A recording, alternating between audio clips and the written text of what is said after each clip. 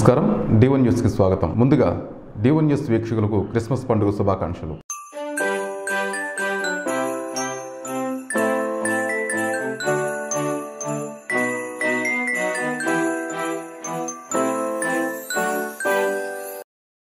ఈ రోజు వార్తలోని ముఖ్యాంశాలు.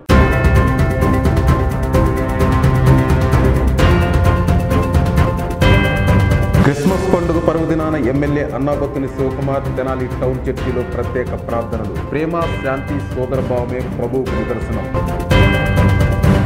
ఆడుదాం ఆంధ్ర క్రీడా సంబరాలకు జ్యోతి ప్రజ్వలన చేసిన ముఖ్యమంత్రి వైఎస్ జగన్మోహన్ రెడ్డి. రేపల్లె ఇన్ఛార్జిగా మోపిదేవికి టికెట్ కేటాయించాలి, లేని పక్షంలో రాష్ట్రంలో పలు జిల్లాలకు నష్టం వాటిల్లుతుంది. మత్స్యకారం ముఖ్య నేతలు. మా పై అధికారులు మాకు డబ్బులు ఇవ్వరు అంటూ డబ్బులు డిమాండ్ చేసిన తహసీల్దార్. నారా కుటుంబం తరపున షర్మిలకు Christmas new year greeting. TDP జాతీయ ప్రధాన కార్యదర్శి నారా లోకేష్. గుంటూరు జిల్లా తెనాలి బోస్ రోడ్లోని టౌన్ చర్చిలో క్రిస్మస్ పండుగ పురస్కరించుకుని చర్చిలో ఉదయం నుంచి యేసుక్రీస్తు వారికి ప్రత్యేక ప్రార్థన నిర్వహించారు. ఈ కార్యక్రమంలో చర్చికి ముఖ్య అతిథులుగా తెనాలి నియోజకవర్గ శాసనసభ్యులు ఎమ్మెల్యే అన్నాబత్తుని శివకుమార్ విచ్చేసి ప్రత్యేక ప్రార్థనలో పాల్గొన్నారు. ఈ సందర్భంగా ఎమ్మెల్యే శివకుమార్కు చర్చి ప్రధాన ఫాదర్స్ వారికి సాదర స్వాగతం పలికారు. అలాగే ప్రత్యేక అభినందనలు తెలియజేసి పుష్పగుచ్చం శాలువాతో శివకుమార్ సత్కరించారు. నియోజకవర్గంలో ఉన్న ప్రతి ఒక్కరూ సుఖ సంతోషాలతో ఆరోగ్యాలతో ఉండాలని ఫాదర్స్ ప్రత్యేక ప్రార్థనలు జరిపారు. అనంతరం ఎమ్మెల్యే మాట్లాడుతూ ప్రేమ, శాంతి, సోదరభావం కలిగిన భగవంతుడు యేసుక్రీస్తు అని, ప్రతి ఒక్కరూ ప్రభు అడుగుజాడల్లో నడవాలని, ప్రజల కోసం ఆనాడు యేసుక్రీస్తు సిలువుదారి అయ్యారని, మనం కూడా మన కోసం మన మీద ఆదరాభిమానాలు చూపుతున్న వారిపై ప్రేమగా ఒక సోదరభావంతో మెలగాలని వారు తెలియజేశారు. అలాగే నియోజకవర్గంలో ప్రజలందరికీ క్రిస్మస్ శుభాకాంక్షలు తెలియజేశారు.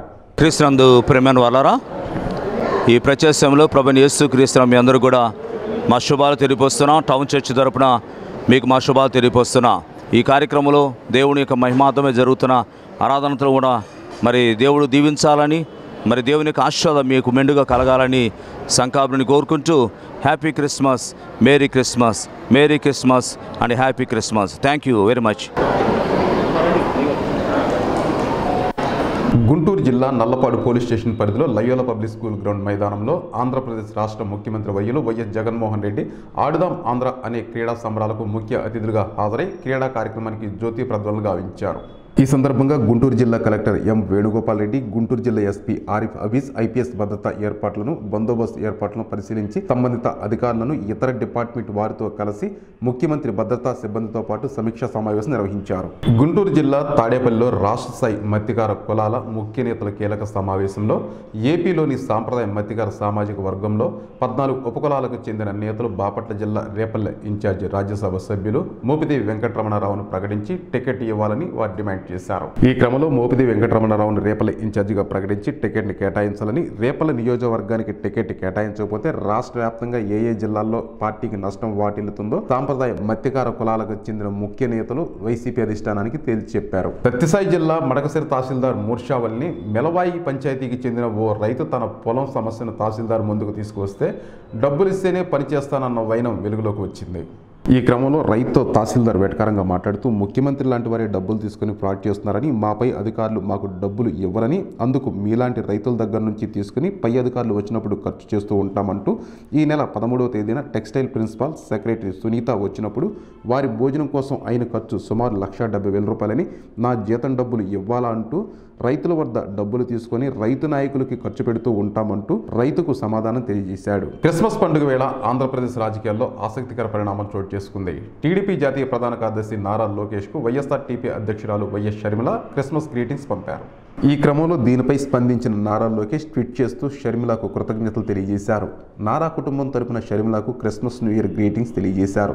అద్భుతమైన క్రిస్మస్ కానుకలు పంపినందుకు నా హృదయపూర్వక ధన్యవాదాలంటూ ట్విట్టర్ వేదికగా నారా లోకేష్ రిప్లై ఇచ్చారు.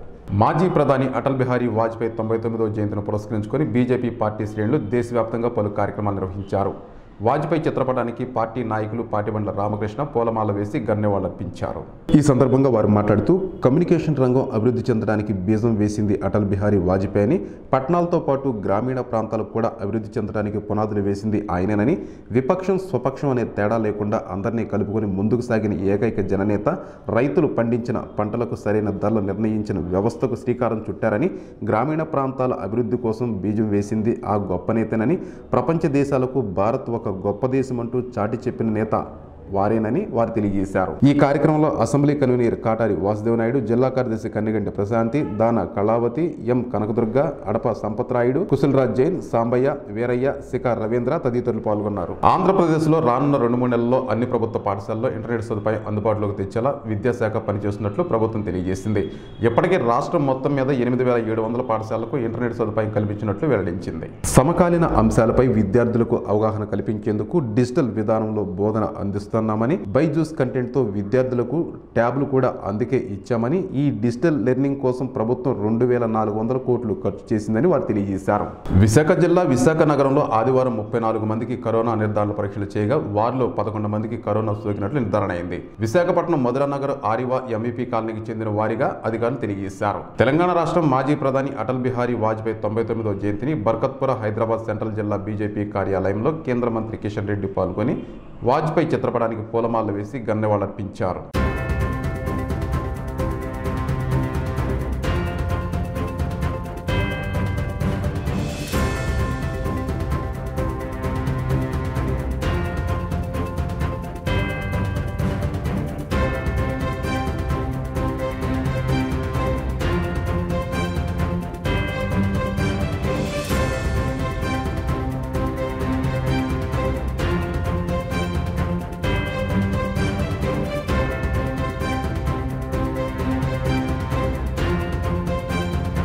తమిళనాడు రాష్ట్రంలో డిసెంబర్ 17-19 తారీఖుల్లో భారీ వర్షాల వరదల సమయంలో ప్రజలు ఎటువెళ్లాలో దిక్కుతోచని పరిస్థితుల్లో ఉంటే తమిళనాడు ముస్లిం సోదరులు తమ ఔదార్యాన్ని చాటుకున్నారు. తిరునెల్వేలి పట్టణానికి సమీపంలోని పాతపత్తూరులో మసీదులో దాదాపు 1000 మంది ప్రజలు తలదాచుకున్నారని, మసీదులను పరిగణలోకి తీసుకుంటే సంఖ్య చాలా ఎక్కువగా ఉంటుందని, ఒక తుత్తుడి జిల్లాలోనే సుమారు 150 మసీదుల్లో దాదాపు 30 మసీదులను సహాయ కేంద్రాలుగా మార్చారని, వరద తాకిడికి గురైన బాధితులకు ప్రార్థనా మందిరాన్ని ఆక్రమించినందున 4-5 రోజులుగా మసీదుల్లో ప్రార్థనలు జరగలేదని, చాలామంది ముస్లింలు వాలంటీర్లు తమ ప్రాణాలను పణంగా పెట్టి చిక్కుకుపోయిన బాధితులను రక్షించి వారిని మసీదులోకి తీసుకురావడానికి నిర్మానుష్య ప్రాంతాలకు వెళ్లవలసి వచ్చిందని, వరద బాధితులకు రోజుకు 3 సార్లు వేడి ఆహారాన్ని అందించగా పిల్లలకు వేడి పాలు, బ్రెడ్, బిస్కెట్లు అందించారని, ఎడతెరిపి లేకుండా కురుస్తున్న వర్షాల కారణంగా ముస్లిం వాలంటీర్లు ఎన్ని ఇబ్బందులు ఎదురైనా మసీదు ప్రాంగణంలో వంటలు తయారు చేసి వేడివేడిగా వడ్డించారని, ముస్లిం వాలంటీర్లు అనారోగ్యంతో బాధపడుతున్న వారికి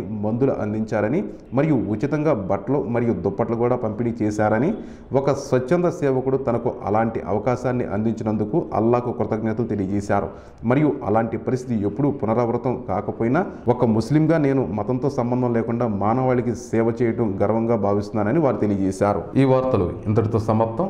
నమస్కారం. చూస్తూనే ఉండండి మీ D1 న్యూస్. నిరంతర వార్తా స్రవంతి కోసం మా D1 న్యూస్ ఛానల్ని సబ్స్క్రైబ్ చేసుకోండి. Please like, share, subscribe D1 news channel.